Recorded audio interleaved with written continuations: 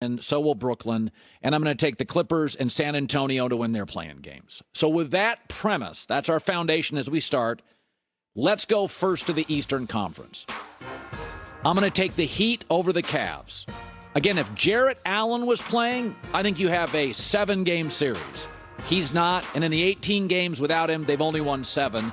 Also, the depth of talent, the experience on Miami is better. They have the best bench scoring in the league. I'm going to take Miami. Sixers Raptors is a tough one for me. I think I'm going to take the Sixers, and the reason being is that who's the Raptors' go-to scorer? Fred VanVleet, Pascal Siakam.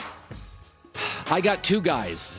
The team with the 2 best closers against the team with no great closer, I'm taking the Sixers.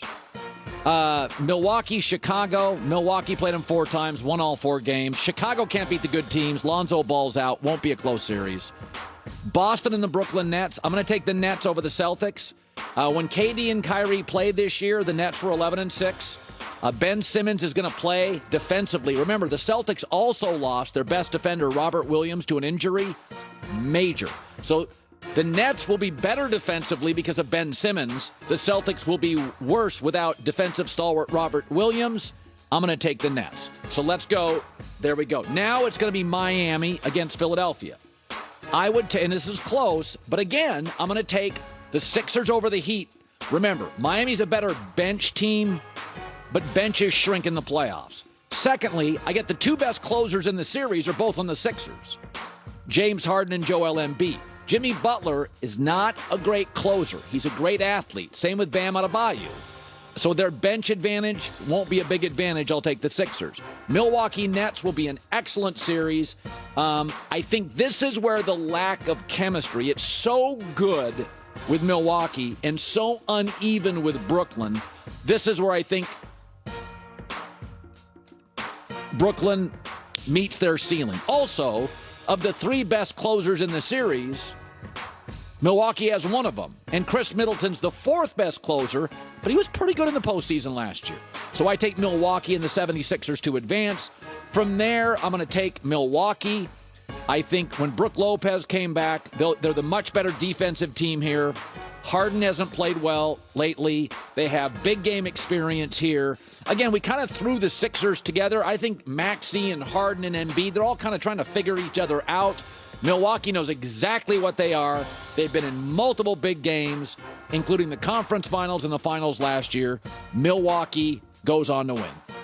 Let's go to the West. All right, Suns and Spurs. I don't think it's close. They played 4 times. Suns won all 4. Also, the Spurs are just not built to beat the good teams. They were 2-14 against the top 4 teams in the West. So there's a reason they're in the play-in game. In terms of Dallas and the Jazz, so this is the hardest series to predict because Luka's got his issue. So the Mavs, the last couple times they played, the Mavs won, and I think the Mavs are better. But and they defend. I think they're a better defensive team right now. I'm going to go with the Mavs and say Luka misses 1 game, not any more than that. Golden State, Denver, I'm going to go with the Warriors over the Nuggets. First of all, I think Golden State has playoff experience, playoff wins, and they're a better defensive team. And Jamal Murray and Michael Porter are still out for the Nuggets, so they don't have a full complement of players. I think it's an interesting series. Golden State at times, Kayvon Looney's your center. They're not terribly big. They can get pounded a little bit, but I'm going to take the experience, Steph making big plays, and in the end, Jordan Poole's an emerging star. Many of you who don't watch the NBA in the regular season will be introduced to Jordan Poole, one of the emerging stars in the NBA. And then we have the Clippers and the Grizzlies, and I think Memphis is too young to win this series. This is an upset. The Clippers have the most top wing defenders in the league. The Clippers have been in more big games. They're the best three-point shooting team since the All-Star break.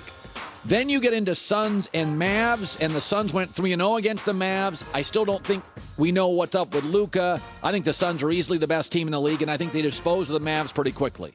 Golden State Clippers, I'm going to call for an upset. Clippers over the Warriors. Again, they've got a lot of depth and a lot of bodies, Kawhi Leonard may play. My gut feeling he is.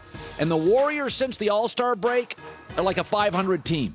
So, they're not quite sure what to do with Kuminga. Can they rely on Jordan Poole? He'll be good.